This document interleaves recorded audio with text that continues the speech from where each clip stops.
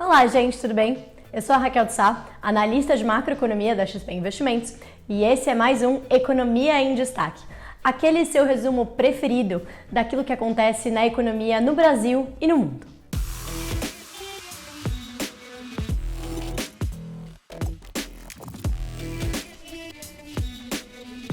Começando pelo cenário de vacinações. Essa semana, a gente teve mais uma semana com notícias majoritariamente positivas no campo das vacinações contra a Covid-19. Principalmente nos países que já começaram as vacinações, a gente vê o número de hospitalizações e novos casos caindo. Por outro lado, ainda segue bastante cautela, principalmente diante da dúvida da eficácia das vacinas que estão aí disponíveis contra novas variações do vírus, como aquela que foi encontrada na África do Sul, a que hoje está presente no Reino Unido e também aqui no estado do Amazonas, no Brasil. Mas, majoritariamente, a notícia continua sendo positiva, com o progresso das vacinações ao redor do mundo, inclusive aqui no Brasil. Já no cenário econômico internacional, as atenções de todo mundo novamente seguem focadas na aprovação de mais um pacote fiscal nos Estados Unidos. Pois é, aquele pacote que foi proposto pelo Joe Biden de 1,9 trilhões de dólares continua sendo discutido no Congresso americano. Nessa semana, uma comissão especial na Câmara aprovou um pacote de mais de 500 bilhões de dólares para benefícios a famílias. Dentro desse pacote, a maior parte vai para o cheque de 1.400 dólares que está sendo aprovado aí pelos democratas na Câmara para as famílias. Lembrando que os democratas estão usando, uma ferramenta parlamentar para conseguir passar uma parte do pacote sem precisar do apoio dos republicanos. Mas tudo isso ainda vai exigir bastante negociação, principalmente porque tem alguns democratas que não concordam com alguns pontos do pacote, como por exemplo o aumento do salário mínimo. Então bastante água ainda vai rolar para a gente saber quando vai ser aprovado esse pacote lá nos Estados Unidos. Foi destaque também essa semana nos mercados internacionais as discussões de política monetária lá nos Estados Unidos também.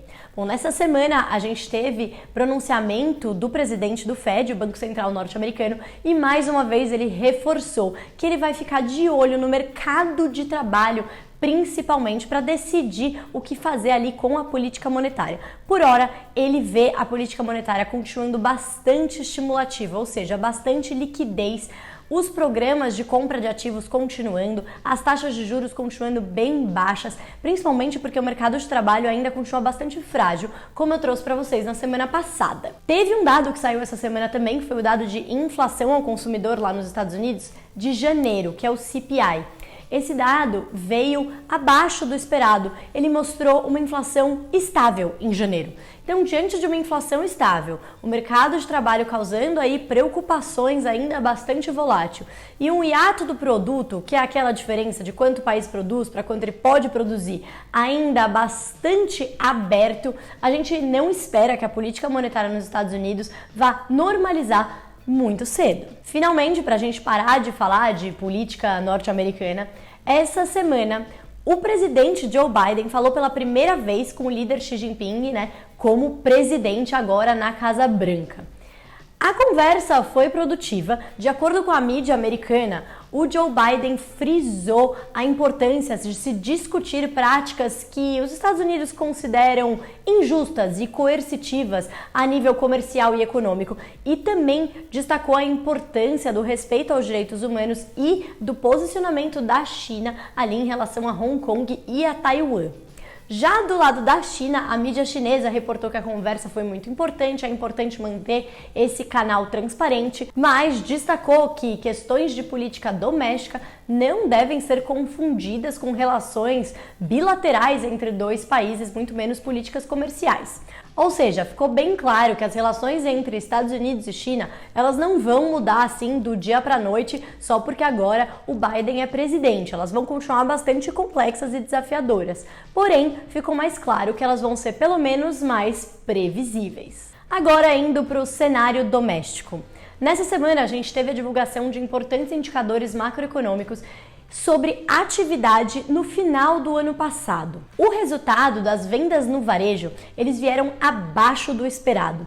Isso acabou mexendo bastante nos mercados ao longo dessa semana, principalmente com aquelas empresas que foram bastante beneficiadas pelos ganhos do varejo que a gente viu nos últimos meses ali ao longo da pandemia. Então a gente viu algumas empresas aí como Magalu, Via Varejo sofrendo bastante ali ao longo dessa semana. Essa perda de ímpeto no varejo, ela está relacionada ao fato que muita gente antecipou o consumo durante a pandemia, justamente por causa daquele efeito, que as pessoas passaram a consumir menos serviços e sobrar mais um dinheiro para gastar com bens. Além do fato de que, em dezembro, o auxílio emergencial já era o último mês, sabido e confirmado ali, e também era reduzido em R$300, além do fato de que a inflação, principalmente sobre alimentos, estava pressionando bastante. O setor de serviços no ano de 2020 foi o que mais sofreu. Entre serviços, indústria e varejo, serviços é o único que ainda permanece num patamar abaixo do que ele estava antes da crise. Isso é de se imaginar, dado que uma das características dessa crise foi que tudo estava fechado. Já o IBCBR, que é aquele índice de atividade medido pelo Banco Central mensalmente, que ele dá uma boa indicação para onde está indo o PIB, ele fechou o ano passado, ou seja, fechou dezembro em território acima do esperado.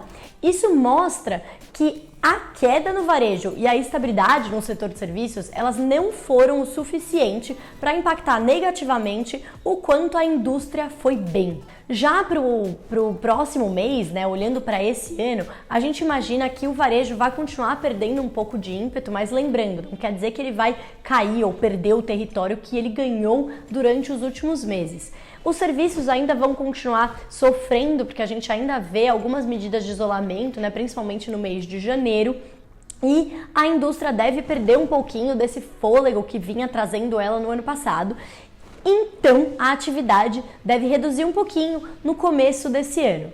Mas a gente continua com uma visão construtiva aí para a atividade ao longo desse ano, especialmente conforme as coisas forem voltando ao normal com o advento da vacinação e também porque existe uma poupança circunstancial que foi formada pelas famílias mais ricas que pode acabar aí compensando parte da queda, que é esperada com o fim de todos os estímulos que foram implementados ao longo do ano passado. Nessa semana, a gente também teve importantes acontecimentos no cenário político-econômico. Foi aprovado na Câmara dos Deputados e foi para a sanção presidencial o projeto de lei que garante autonomia ao Banco Central do Brasil. Como ele garante essa autonomia? Ele estabelece mandatos fixos para todos os dirigentes do Banco Central. E é importante dizer que esses mandatos, eles não coincidem com o mandato do presidente da República. E por que isso é importante? Porque esses mandatos fixos, eles são importantes para garantir a menor probabilidade de uma interferência política na condução da política monetária. Então, por exemplo, vamos dizer que tenha um presidente do Banco Central que esteja subindo as taxas de juros porque a inflação está subindo, porque o Poder Executivo decidiu gastar mais, porque é período eleitoral. O presidente, no caso, pode achar que isso não é bom e demitir o presidente do Banco Central. E aí você interfere na política monetária. Então, para garantir que isso não aconteça, que você não tenha essas pressões políticas que no fundo vão acabar tendo um impacto negativo na economia no longo prazo, você estabelece esses mandatos fixos que garantem a autonomia. Ou, como a gente chama na literatura também, pode ser a independência operacional. Qual que é a grande diferença? Ele não é independente totalmente. Ele ainda tem o Conselho Monetário Nacional, do qual faz parte aí o ministro da Economia e hoje o secretário especial de Fazenda, que determina a meta de inflação. E essa meta de inflação que o Banco Central vai seguir para olhar ali e calibrar seus instrumentos de política monetária, ela é definida pelo CMN e ele tem toda a liberdade, o Banco Central, para usar os seus instrumentos, ou seja, uma independência operacional para conseguir atingir essa meta de inflação. Além disso, também foi estabelecido que, como um objetivo secundário, desde que ele não interfira negativamente no objetivo primário, que é o controle da inflação, que o Banco Central também Fomente o pleno emprego. É importante lembrar que isso não significa que o Banco Central passa a ter um mandato dual, de emprego e de inflação, como tem, por exemplo, o Fed. Então, entendemos que toda essa mudança é bastante positiva, é um avanço institucional importante e vai ajudar, sim, a controlar a inflação, principalmente num momento bem complexo e com bastante incerteza fiscal, como a gente está vivendo agora. Ainda no Congresso, foi aprovada também na Câmara dos Deputados e segue agora para o Senado a nova lei cambial. Se aprovada, essa nova lei cambial também pode ter um impacto bastante positivo aí para o ambiente de negócios no Brasil. Ela permite que o real passe a ser uma moeda mais conversível. E o que significa isso na prática? Significa que, por exemplo, brasileiros vão poder ter contas em dólares e também exportadores e importadores vão ter menos barreiras para usar os dólares que eles ganham ali, que eles usam em suas transações para poder transacionar com outros países. A medida agora vai para a aprovação do Senado e a gente tem que continuar de olho. Finalmente, um outro assunto que continua dando o que falar e continua impactando bastante os mercados, tanto o mercado acionário quanto o mercado ali de renda fixa, via curva de juros, expectativas de juros futuros, é toda essa discussão sobre se haverá ou não uma nova rodada de auxílio emergencial. Ao que tudo indica, haverá mais uma rodada de auxílio emergencial, serão 4 meses de R$ 250 para um total de 30 milhões de famílias. O impacto dessa medida, se aprovada, seria de 20 bilhões de reais no orçamento desse ano.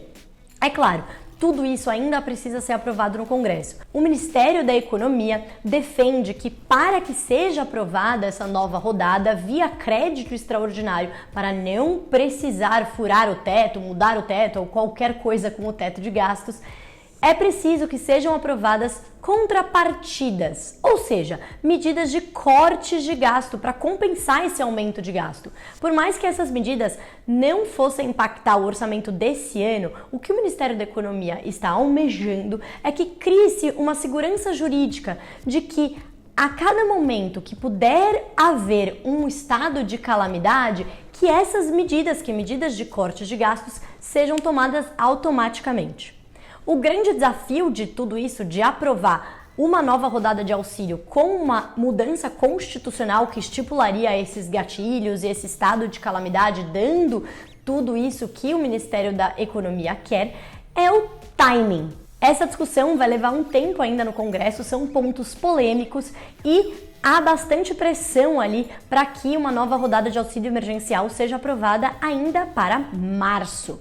Então, certamente esse vai ser um assunto que vai continuar sendo o principal foco aí nas próximas semanas e balançando bastante os mercados. Então, certamente esse será o principal destaque para se acompanhar na semana que vem aqui no Brasil, a continuação de todas essas discussões sobre o novo auxílio emergencial. Já no cenário internacional, a gente tem feriado, assim como aqui no Brasil, que o mercado não abre até o meio-dia da quarta-feira, a gente tem feriado nos Estados Unidos, feriado na China, mas temos também dados importantes sendo divulgados aí referentes à atividade nos Estados Unidos e à atividade na zona do euro. Então, eu espero vocês para mais um Economia em Destaque na semana que vem. Mas enquanto isso, curte aqui o nosso vídeo, o nosso canal e vai lá na nossa plataforma para mais conteúdos. Inclusive, os conteúdos que eu passei aqui hoje estão em bem mais detalhes, com um pouquinho mais para quem gosta, lá por escrito no Economia em Destaque, na página de economia do portal de conteúdos da XP Investimentos. É isso, gente. Muito obrigada e até a próxima.